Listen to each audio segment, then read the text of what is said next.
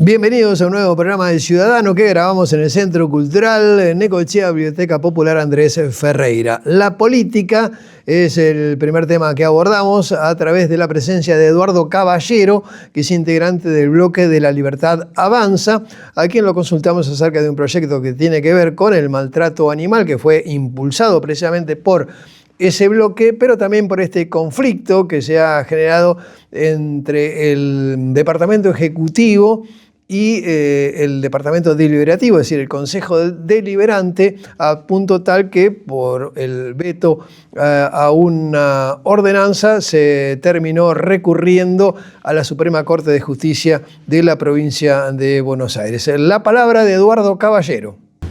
Eduardo Caballero, ¿por qué razón presentaron un proyecto vinculado con el maltrato animal que fue finalmente aprobado por mayoría en el Consejo Deliberante? Bueno, en realidad es un proyecto que venimos trabajando en el bloque desde hace mucho tiempo, vinculado a la protección de los animales, que son los que no tienen voz, ¿no?, para defenderse. También sigue un lineamiento relacionado al presidente, por supuesto, ya conocemos su postura respecto a los animales. Y bueno, nos pareció un proyecto noble que se podía trabajar en conjunto con el resto de los bloques políticos, que es algo apartidario, porque es algo que nos atraviesa a toda la comunidad, más allá del color político de cada uno de los concejales que conforman el Consejo Deliberante.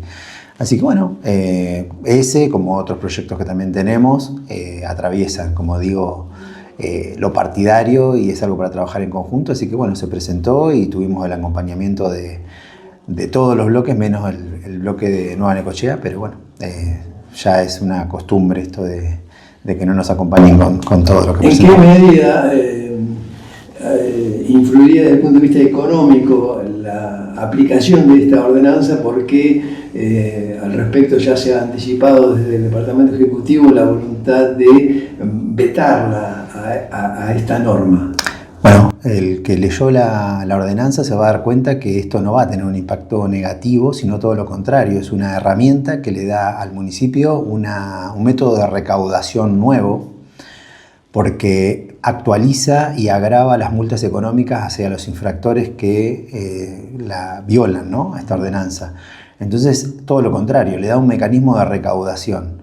Si bien ese mecanismo de recaudación crea un fondo que va destinado a las protectoras de animales, es un modo de, digamos, reconocer el trabajo que hace el CAN y todas las personas que no forman parte del CAN, que son las que ayudan a los animales en situación de calle o que han sufrido algún tipo de maltrato, ¿no?, las personas voluntarias.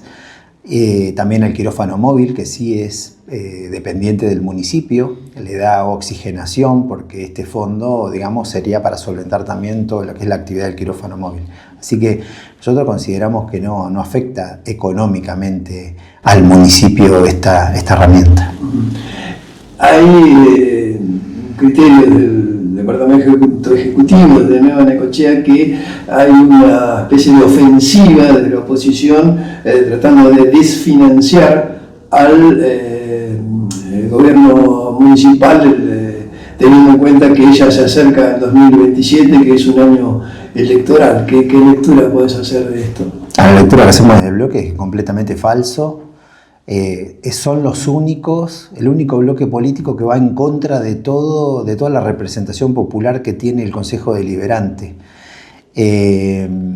No la considero acertada en principio, y tampoco es real lo que se dice, porque cuando el intendente abre las sesiones habla de un diálogo, de mantener un consenso y poder consensuar con el resto de los bloques políticos respecto de la última elección, que tuvieron representación partidaria, y cuando vamos a los hechos nos encontramos con silencio total, no se propone nada, no se mejoran los proyectos. Entonces yo creo que es todo lo contrario. Hay una conducta, ¿no?, del bloque de Nueva Necochea, que es de no dialogar con el resto de los partidos políticos que le han ganado ampliamente en la última elección, o sea, reflejan la fuerza popular. Entonces, nuestra lectura es esa, básicamente, que no se ataca, digamos, al financiamiento del municipio, y en todo caso, si alguna ordenanza tuviera que readecuar alguna partida, justamente es lo que el pueblo ha decidido en las urnas. que se distribuyan de otra manera los recursos, ¿no? ¿Y cómo se evalúa este conflicto que se ha planteado? Incluso se ha llegado hasta la Suprema Corte de Justicia de la Provincia de Buenos Aires, entre el Departamento Ejecutivo y el Consejo Deliberante. Nuestra evaluación respecto de eso es un poco de lo mismo, es tratar de, como no se pudo a través de los mecanismos administrativos y políticos, bloquear la fuerza popular representada en el Consejo Deliberante, lo que se intenta es dar un mensaje de que se va a ir hasta las últimas consecuencias, inclusive metiendo la justicia también en estos temas, ¿no? Nosotros lo vemos de ese lado, ya nos adelantan en cada proyecto que presentamos en comisión que eso va a ser vetado y que si nosotros insistimos va a seguir yendo a la Corte.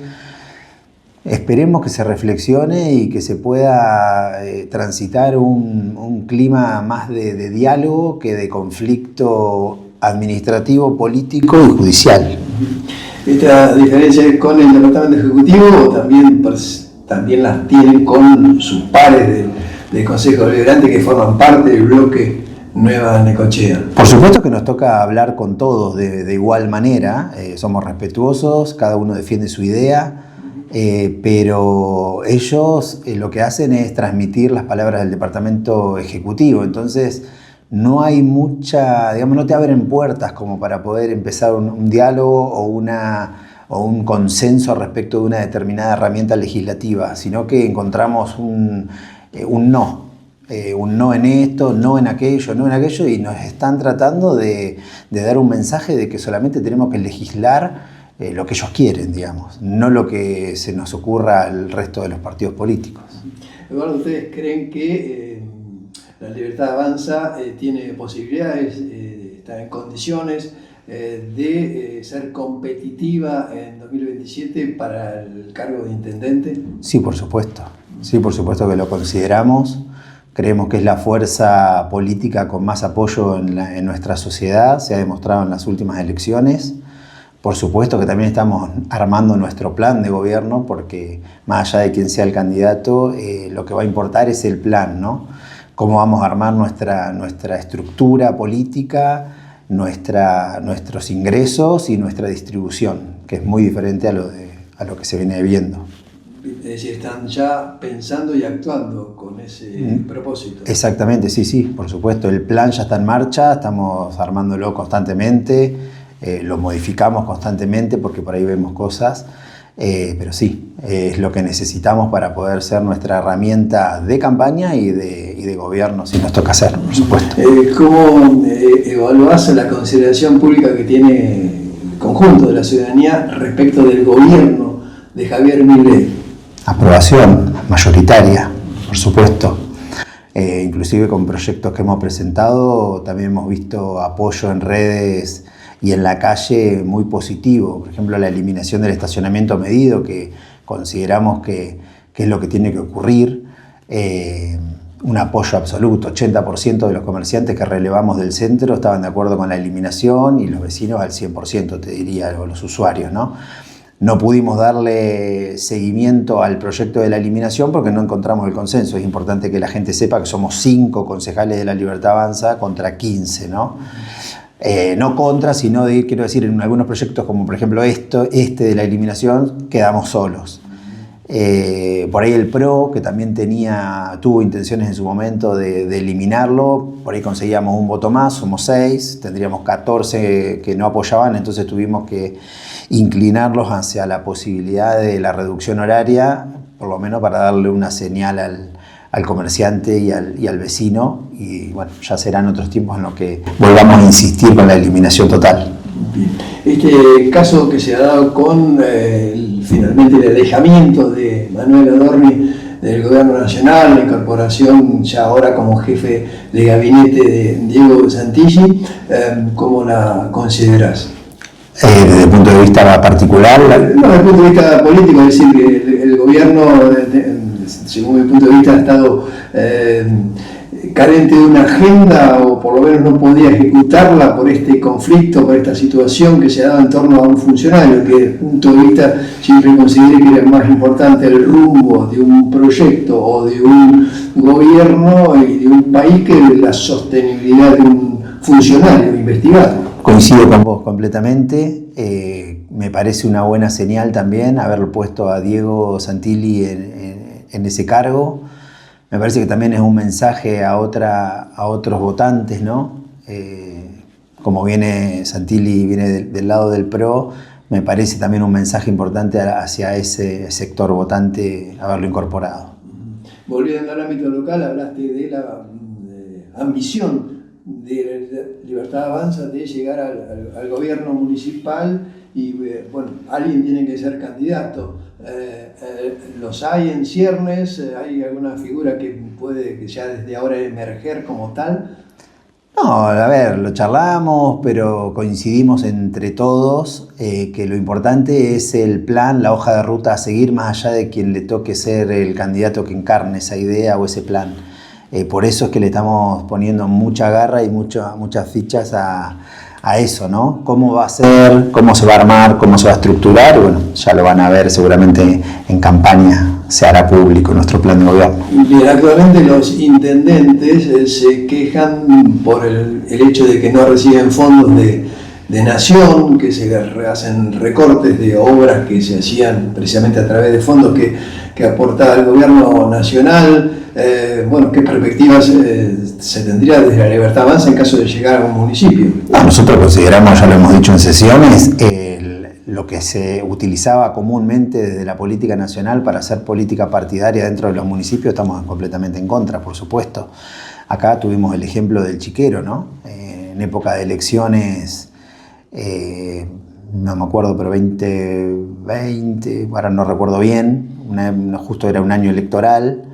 Se giró dinero de Secretaría de Transporte de Nación para unas obras en el Chiquero, que es la playa de estacionamiento de camiones municipal. El dinero desapareció en la campaña y la playa de estacionamiento quedó en peores condiciones. Se utilizaba mal el dinero, ¿no? Y aparte que constitucionalmente corresponde a las provincias, digamos, asistir a los municipios por el régimen que tenemos de coparticipación legal, ¿no? Constitucional y legal. Así que nosotros somos respetuosos de eso. A través de los impuestos la nación coparticipa a las provincias y las provincias deben asistir a sus municipios. Eduardo, teniendo en cuenta esta misión de Libertad Avanza respecto del municipio, ¿qué problemas son los que son más graves que tiene Necochea? ¿Cuáles son las principales dificultades según tu punto de vista? ¿Dónde apuntarían? ¿Cuál sería la prioridad? Nuestra prioridad en un gobierno de la Libertad Avanza sería el orden, la seguridad, más allá que sabemos que la seguridad es provincial, pero sí tener un sistema que torne a la ciudad o recupere la ciudad lo que supo ser, una ciudad tranquila, donde se dormía tranquilo, donde los jóvenes andaban tranquilos en la calle. Seguridad, orden, limpieza. Yo creo que el vecino y también un problema grave de infraestructura en cuanto a las calles, ¿no? Yo creo que atacando esas cuatro cosas la ciudad cambiaría mucho y podríamos devolverle la tranquilidad que necesitan los vecinos. Que está preparada la Libertad Avanza como fuerza política para gobernar un distrito. No te quepa duda, Hugo, y creo que va a haber varios intendentes de la Libertad Avanza que van a salir electos. ¿Cómo está hoy por hoy el bloque de concejales aquí de la Libertad Avanza en Necochea con esta nueva conformación? Muy consolidados como grupo, como equipo, trabajamos los 5 de igual manera, defendemos las ideas de igual manera, eso, simplemente, muy unidos. Y respecto del gobierno de Arturo Rojas, ¿qué caracterización podés hacer?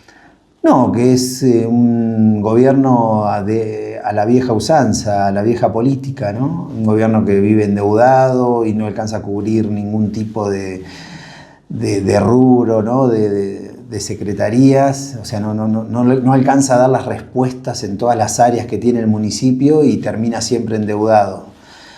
Nosotros creemos en un municipio mucho más ordenado, donde se gaste lo que se recaude, donde no sigan aumentando también las tasas, ¿no?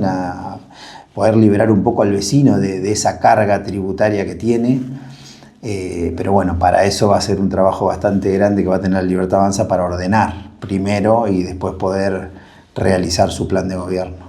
esto significa hacer un ajuste en el municipio, incluiría la posibilidad de contar con menos ingresos, o sea, de dónde se obtiene fondos un municipio para poder precisamente prestar los servicios, hacer obras. No te voy a adelantar ahora porque eso va a ser nuestra campaña seguramente, que va a formar parte de ese plan. Sí te puedo decir que se van a distribuir de otra manera los fondos para poder cubrir áreas que nosotros consideramos mucho más importantes y que no se presta la debida atención. Hacemos la primera pausa en El Ciudadano, ya volvemos, hay más invitados. Te presentamos la nueva Maverick y su financiación exclusiva por Plan Óvalo. Podés elegir la versión que más te guste con un plan a tu medida y con entrega segura.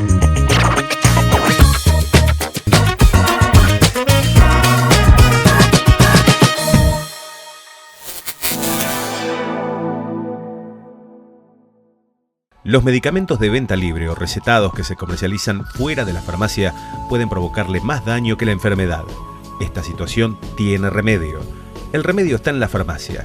Se lo recomienda el Colegio de Farmacéuticos de Necochea.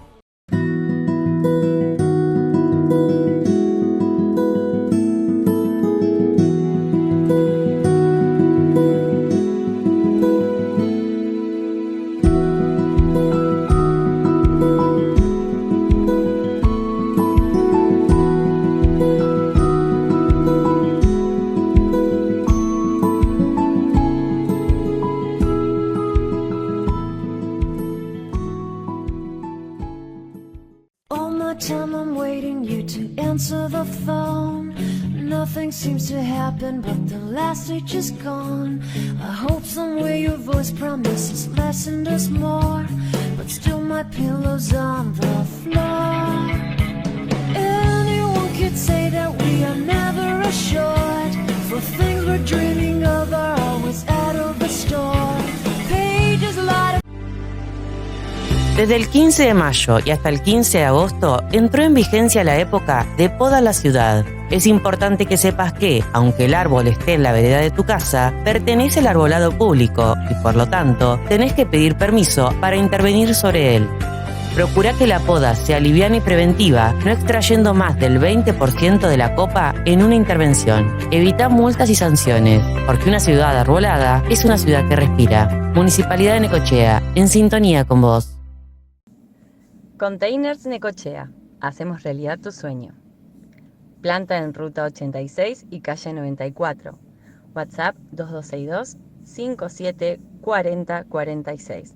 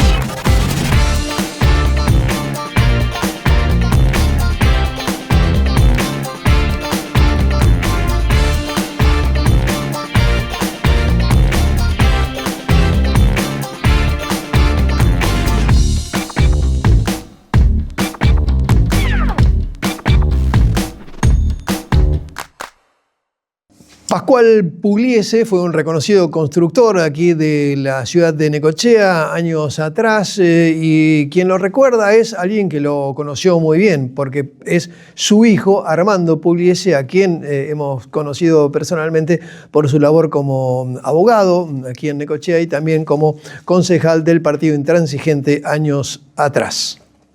Estamos con Armando Pugliese, a quien conozco por su labor como profesional del derecho, abogado y también como concejal durante algunos años desarrollando la actividad política.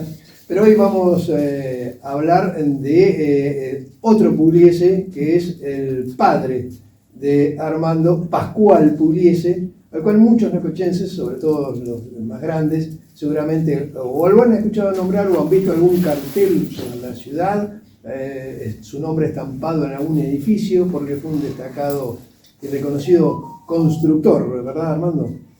Así fue, Hugo. Bueno, en principio te agradezco mucho la invitación y realmente, como bien decís, papá de Armando, Pascual Pugliese, en realidad también hay una anécdota con su nacimiento, porque cuando nace mi papá, mi abuela, estaba en la cama y le dijo a un hermano de él en aquel entonces, en Oriente, fíjate vos, partido de Tres Arroyos, Sí. anda a anotarlo, ponele Armando, se va a llamar Armando Pugliese. El tío de mi papá, en el trayecto se olvidó el nombre que le había dicho mi abuela y entonces le puso Pascual Pugliese. Por eso Pascual siempre quiso que yo me llamara Armando por lo fallido que había sido ponerle el nombre de Armando. Y así terminaste vos siendo el Armando. Así que yo terminé siendo Armando, pero él siempre fue Pascual Pugliese, aunque fue reconocido en todos lados como Armando fundamentalmente. Pero era don Pascual también. Yo te preguntaba, fuera del micrófono, pero antes de la nota, que él era constructor, básicamente, ¿cómo comenzó laboralmente? ¿Con qué oficio? ¿De qué manera? Bueno, tuvo muchas actividades. Es importante que mencione que cuando vino acá existía una unión de camioneros que se llamaba UNCA, Unión Nacional Camioneros Argentinos, que tenía, creo que alquilaba, no sé si fuera propiedad de ellos, en la calle donde está la clínica regional, esa es la 66, creo. Sí. Bien, a media cuadra, muy cerquita de la farmacia Pajés que estaba ahí, Que sí que está bien. creo que esa casa, no sé si no era de los Serre, una familia muy conocida, eso le alquilaban los camioneros.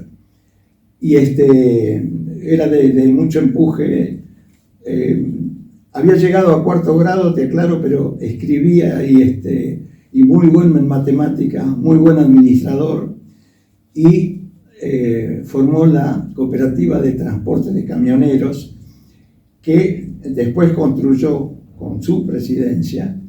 No sé si vos te acordás la estación de servicio que estaba en la 50, en el puerto casi, Sí. que después Venegas, te acordás en su momento cuando la tuvo Huartre, después la hizo, la desarticuló, no se terminó. Sí, pero tuvo mucho tiempo. Junto al puente Escurra, Sí, pocos metros del puente. esa ex cooperativa, puente ese Escurra. edificio se compró con la presidencia de mi viejo, por eso siempre tuvo muchos camioneros amigos. Esto es importante porque, sobre todo unos de Quequén muy conocidos, Juan García y Doilo Ortiz, muy conocidos, Montardí también era otro.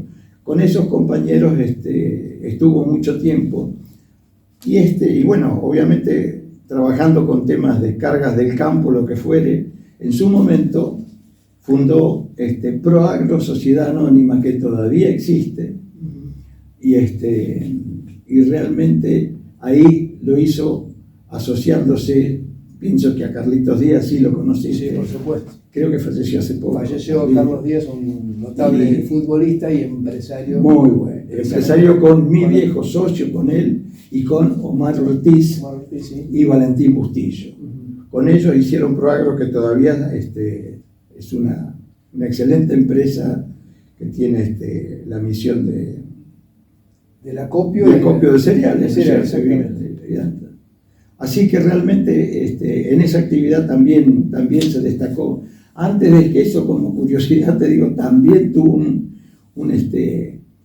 una puntita gastronómica con el martillero Mario D'Ambrosio, supongo que lo oíste hablar muchas veces, y don Manuel de la Vega, que tuvo la distribuidora de la 59, Sí.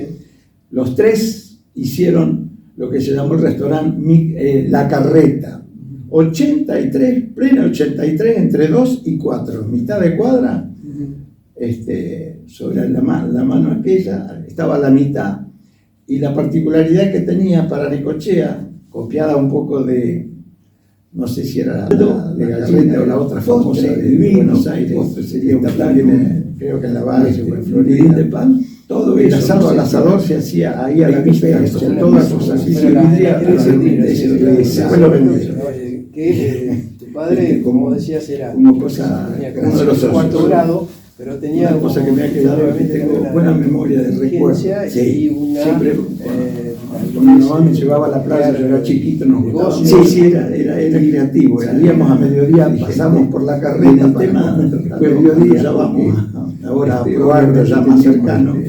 El almuerzo probarlo es muy importante porque papá era uno de los dueños. Tenía además la porción, lo que tenían ellos era un menú prácticamente desarrollado. Los libros, no me olvidé, 2 porciones se hacía él personalmente, ensalada, los libros los llevaba él, caldo, de gallina, siempre le envidia, habiendo yo pasado por la universidad, nunca tuve una letra tan clara, todo eso, rasgos firmes como mi viejo. Así que llega, pero ¿y cómo llega a la construcción? Porque siempre le gustó, siempre, en Necochea debe haber construido alrededor de, casi te diría, un poquito más de 200 unidades de vivienda, considerando las 200, hay muchas en edificios por el Plan B, como te dije, y otras casitas que le hizo, por ejemplo, al doctor Marco Porfirio le hizo un chalet, a otro señor que fue gerente de Bungibor, le hizo una casa en el parque, hizo muchas casas particulares a gente que le pedía. No tenía una empresa instalada, sino que elegía a los constructores, a los oficiales albañiles, sabía con quién trabajaba, era muy amigo también de los Paulini, que eran los cingueros en aquel momento, yeseros amigos, lo que sea, o sea, él no tenía formada la empresa hasta que vino el Plan BEA. El Plan BEA que fue en los años 70. A la década del 70 se empezó a construir, y ahí sí se le requirió formar la empresa constructora, Pascual Pugliese, con su titularidad, era, digamos, el único titular. Yo ahí incluso le hacía de peón ya recibido de abogado, porque cuando había que pagar los sueldos en aquel momento de los trabajadores, había que pagarlos en efectivo. Siempre me acuerdo que íbamos en efectivo, y yo y algún otro empleado pagamos los sueldos a los empleados en la obra, se pagaba en la obra. Hay edificios emblemáticos que ha construido, por ejemplo, vemos la fotografía del edificio Italia, allí en 56 y 61, donde hoy funciona incluso el multimedio Ecos Diarios, y que precisamente allí tenía su sede la Sociedad Ítalo-Argentina, que no es casualidad. Correcto. Su recuerdo más querido, realmente, haber construido el edificio Italia.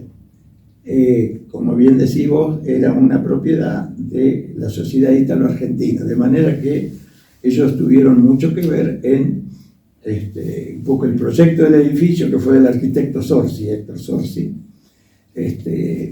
porque eligieron tener su salón ahí nomás, en la primer planta, el salón de ellos, restaurante, oficina, bueno, lo que sea, hasta que vos viste que después vendieron ellos y compraron, hicieron la escuela. Se convirtió esto hoy es el juzgado federal, pero con los fondos que obtuvieron por la venta de ese inmueble se creó y nació así el CEIA, ¿no? Bueno, que es el establecimiento educativo, la escuela en la zona del parque. Exacto. Bueno, lo del edificio Italia fue la culminación, digamos, de su sueño constructivo, aunque después hizo el edificio Cacique, que está también enfrente a la plaza, a media cuadra.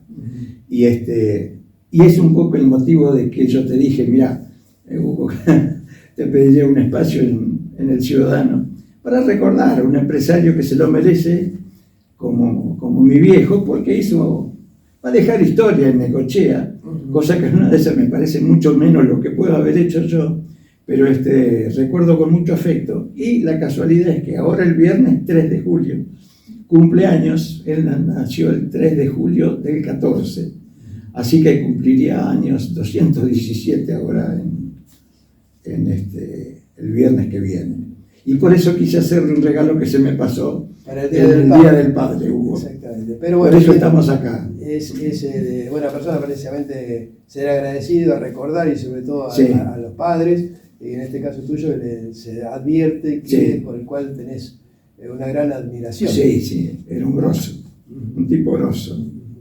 Y bueno, además de eso, logró su familia, si vos pudiste... Lógicamente, yo soy hijo único, te aclaro que a los dos, bastante haraganes para tener más chicos, les pedí hermanos siempre de chiquito, pero no tuve la suerte de tener hermanos.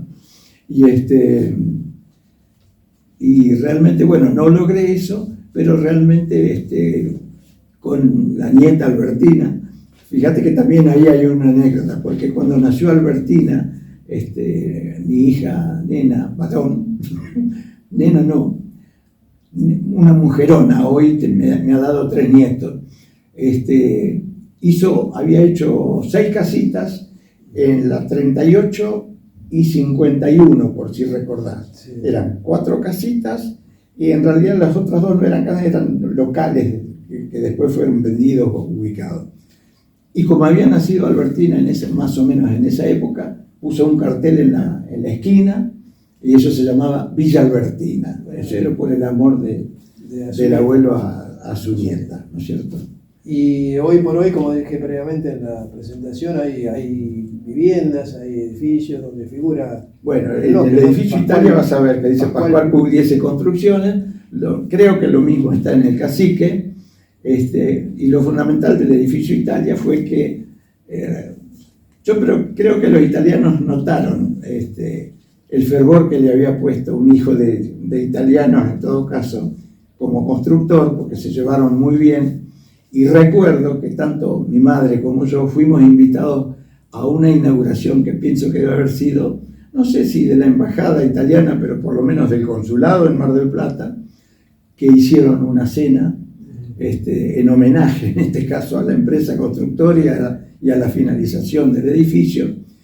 Y el gobierno italiano le otorgó a mi viejo la medalla de Cavaliere de la República Italiana.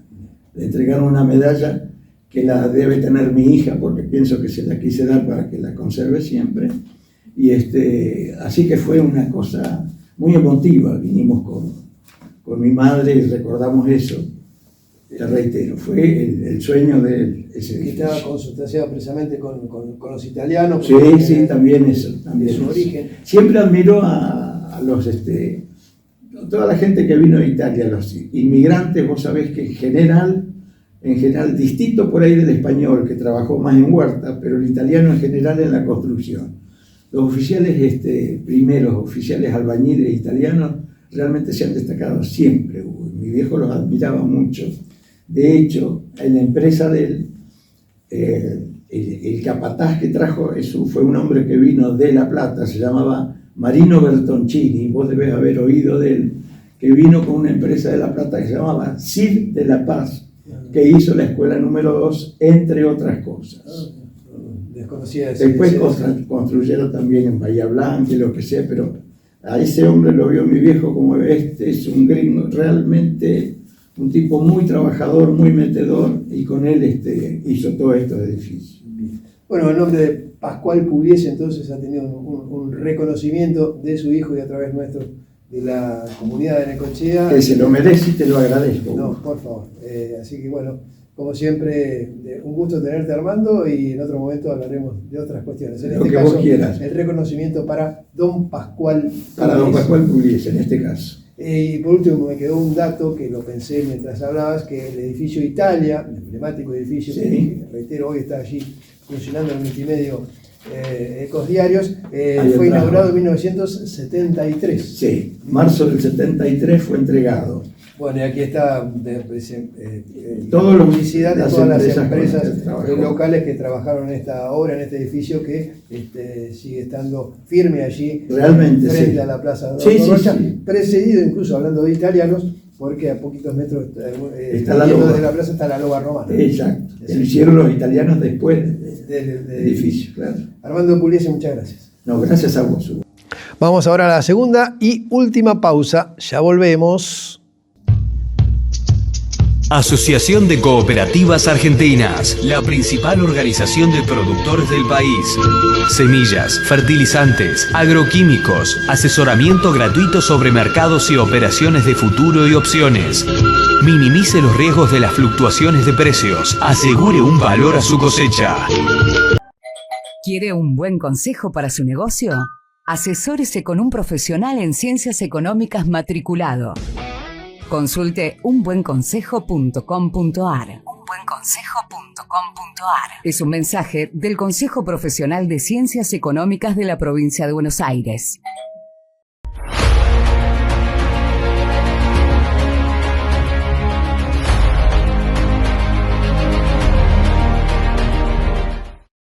SUTERIH, Sindicato de Trabajadores de Edificios de Renta y Horizontal. Secretario General Rafael Diácono. Diagonal San Martín, 1471, teléfono 43 66 31.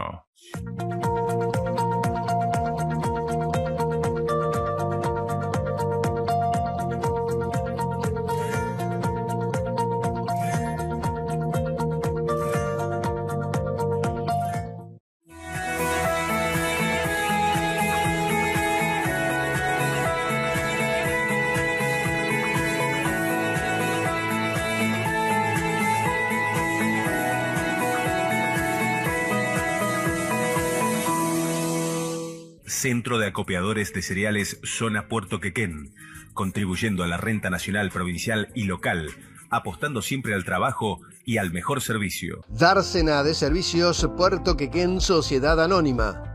Agencia Marítima, servicios complementarios para el transporte marítimo, explotación de servicios de terminales como puertos y muelles. Dársena de Servicios Puerto Quequén Sociedad Anónima.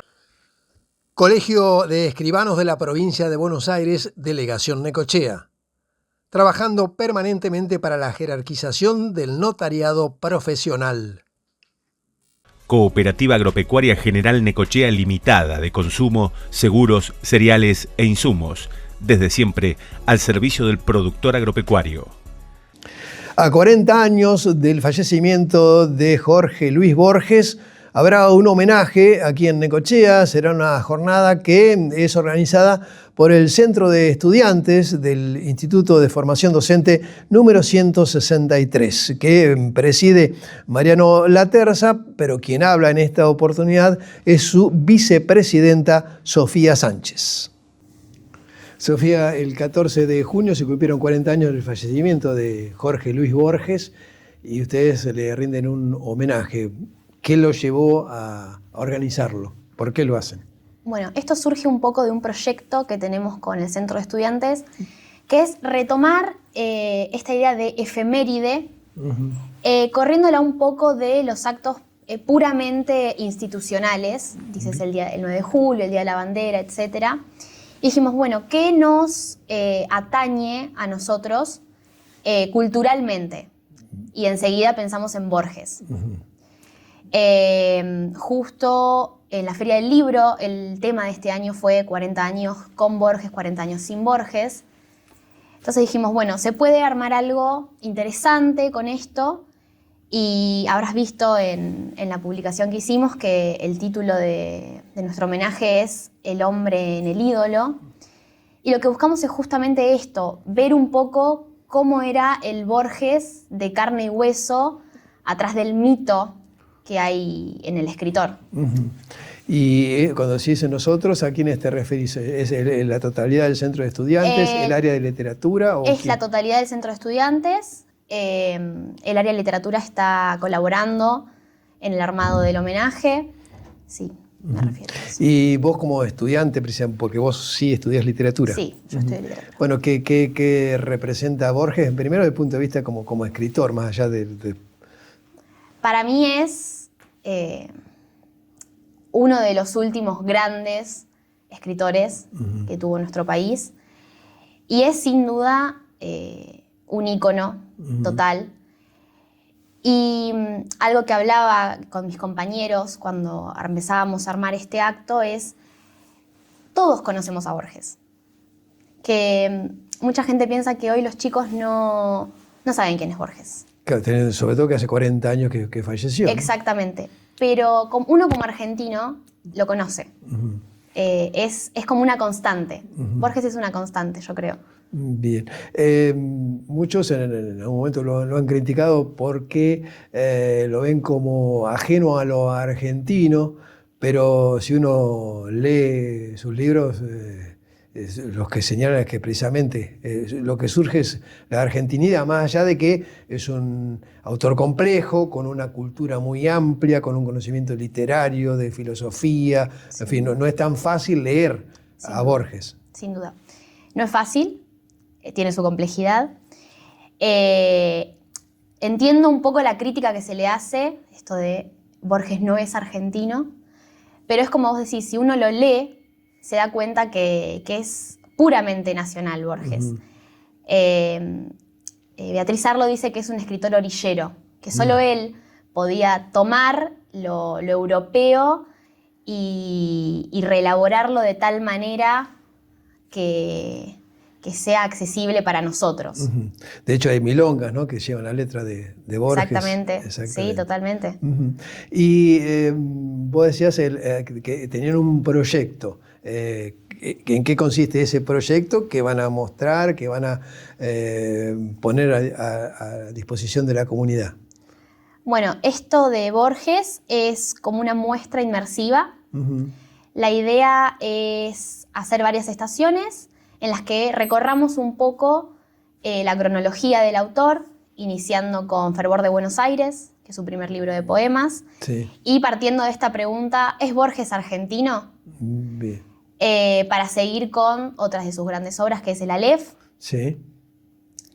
Y hablar un poco también de los grandes tópicos de Borges, que son los laberintos, lo múltiple, lo espejado. Así que vamos a recorrer un poco toda su obra. ¿Y esto va a tener lugar en el mismo instituto? Va a tener lugar en el instituto, en la biblioteca del instituto. Parte de literatura. Bueno, además de lengua y literatura, están las carreras de matemática, biología, historia, geografía e inglés. Bien. ¿Y cómo es estudiar allí en el instituto? Es espectacular. La formación es súper integral. Tenemos unos docentes que la verdad me tengo que poner de pie. Es una gran institución. Es una gran institución. Bueno, se te ve que estás contenta. Muy contenta, sí. Bueno, mucho éxito en este homenaje a Borges. Se lo felicito porque lo reconocieron, porque bueno, no, yo creo que hubo... Yo esperaba que hubiese más, no digo aquí en Necochea, no, sino en general en el país, mayor repercusión sobre el aniversario de un escritor que es sumamente reconocido internacionalmente, ¿no? Sí, total. Sí. Y más allá del el mundo cultural en general no hubo. Pero bueno, ustedes se han encargado que aquí en Necochea se sepa algo de Borges y se lo recuerde, ¿no? Sí, esperemos que haya convocatoria y que la gente venga. Y que se siga leyendo sus textos, sobre todo. Por favor. Bueno, felicitaciones por la participación, por ser parte activa de este homenaje, de esta organización y como integrante de un centro de estudiantes que es una escuela de dirigentes también. Sin en duda. Algún momento, más allá de que algunos terminen siéndolo y otros no. Sin duda. Muchas gracias. Gracias a vos. Daniel Molina, pocos días atrás, asumía como nuevo presidente. Es favorecer la comunicación interna del partido y del partido hacia la comunidad y tener un rol de darle voz al afiliado y lo que pueda aportar en este nuevo ciclo, que yo creo que va a ser muy positivo. De hecho, esta es una dirección que ha sido acordada, si quiero decir, el partido llegó a una lista única donde participaron todos los sectores. Sí, nuevamente se llegó a un acuerdo de unidad en el que se pudo expresar todas las líneas internas, se escuchó las necesidades de diversos grupos que existen dentro del partido y sí, es una lista de unidad bastante heterogénea, pero a la vez que tiene un impulso en este sentido, ¿no? En el sentido del objetivo común, frente a los desafíos que se presenten, sobre todo el próximo año. Y hablando de desafíos, lo escuchaba a Daniel Molina, el presidente, cuando asumió en su discurso, donde caracterizó al partido, señalando que no estaba ni en un extremo a la derecha, ni en un extremo a la izquierda, sino más bien un partido de centro. Bueno, lo cual parece un desafío importante cuando hoy se tiende a los extremos, ¿no? Donde hoy se plantean las cosas en blanco o negro, Sin duda. Amigo, enemigo, y no tanto de adversidad política, ¿no? Sin dudas, es el desafío y es el lugar en el que creemos que el radicalismo tiene que estar. Nosotros entendemos que tenemos que liderar, protagonizar, si se quiere, un proceso en el cual nuestro partido sea el que represente a esa gente que aún no estando de acuerdo con lo que pasó antes del 2023, hoy se siente quizá desencantada o atravesando profundas crisis, no solo económicas, sino de crisis de violencia, problemas estructurales, sociales que estamos viendo, y entendemos que tenemos que ser esa alternativa, ese camino. Del centro o del equilibrio, ¿no? Sí, Político. sí. Así es. La gente la está pasando mal, lo estamos viendo todo el tiempo y sigue sin tener una respuesta desde la política. ¿Y cómo te ves o cómo se ven todos los integrantes del radicalismo tratando de procurar la atención del ciudadano? Porque hoy por hoy hay como se reniega un poco de la política, está un poco cansada la gente por fracasos que ha habido, porque no se han incumplido promesas, en fin, una serie de cuestiones que hacen que de alguna manera algunos lo hacen denostando contra la política, o la antipolítica, podemos decir. Sí, en la calle. Eso se construye en la calle, sentándonos con los vecinos, hablando con ellos, yendo a sus lugares de trabajo, a sus lugares de entretenimiento, a sus lugares estando presentes en la vida cotidiana de la gente, desde la escucha. Entiendo que hay un desencanto, entiendo que se tiende a pensar que la política no está sirviendo para mucho, y creo que nuestro rol como partido es volver a demostrarle a la gente que la política sí sirve para solucionar los problemas de la gente desde el momento en que uno se propone llegar a esas personas y a los problemas que tienen desde un lugar de humildad y de escucha. Dolores, hablabas de comunicación, vos sos en ese sentido especialista en comunicación. Sí, yo soy comunicadora, analista en opinión pública, y en realidad siempre trabajé en el partido desde ese lugar. Bien, y apuntaba la introducción al hecho de hoy por hoy, con los medios electrónicos que hay, con las redes sociales, con la inteligencia artificial, con la internet a través de sus distintos métodos o plataformas, ¿alcanza con eso, con comunicar a través de esos medios, o sigue siendo esencial el contacto directo con el vecino? Totalmente esencial, no alcanza.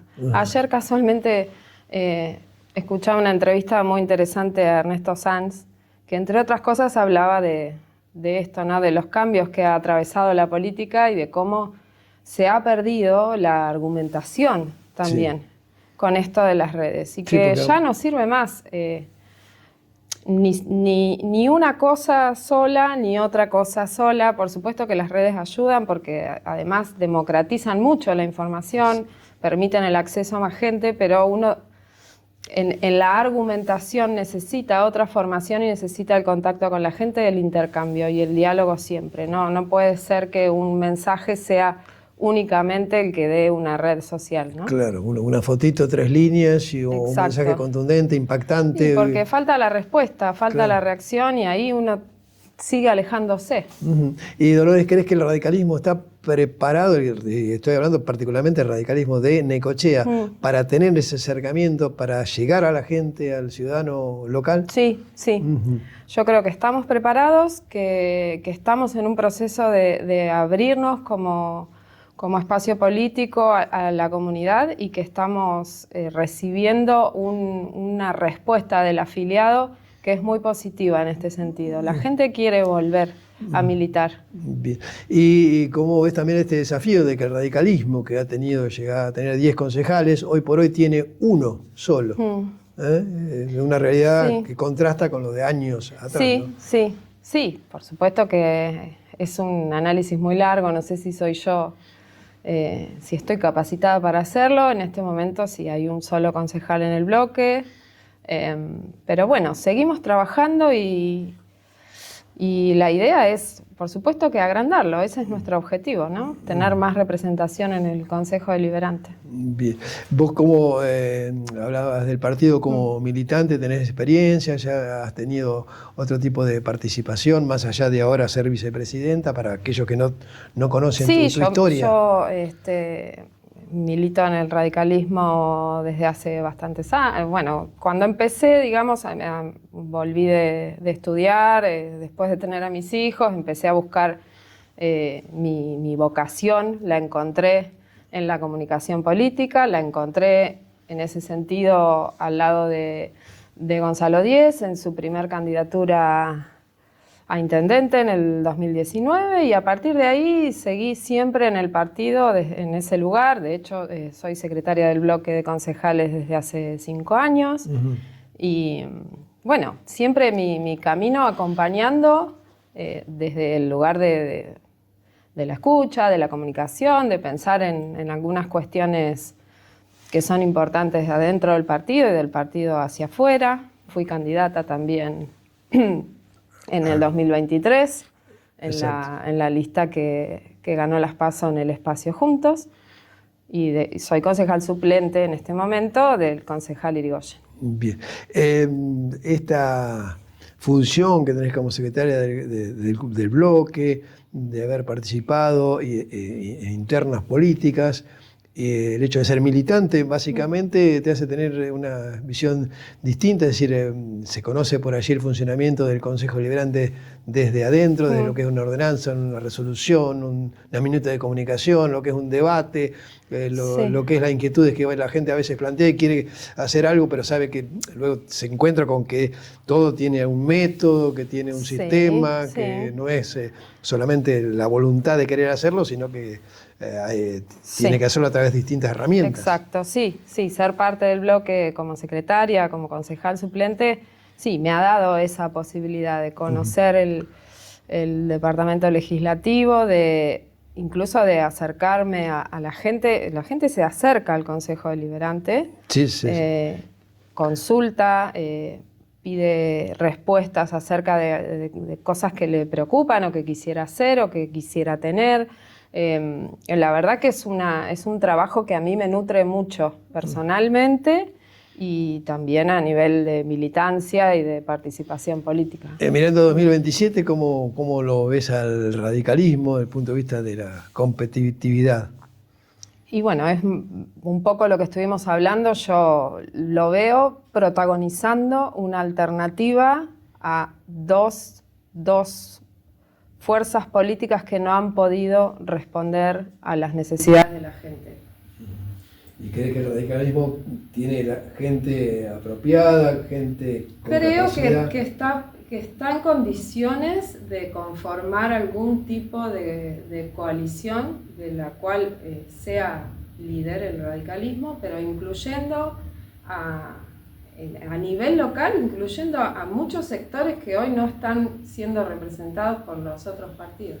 Bien, por último, Dolores, te voy a preguntar qué caracterización podés hacer del gobierno municipal actual a cargo del doctor Arturo Rojas.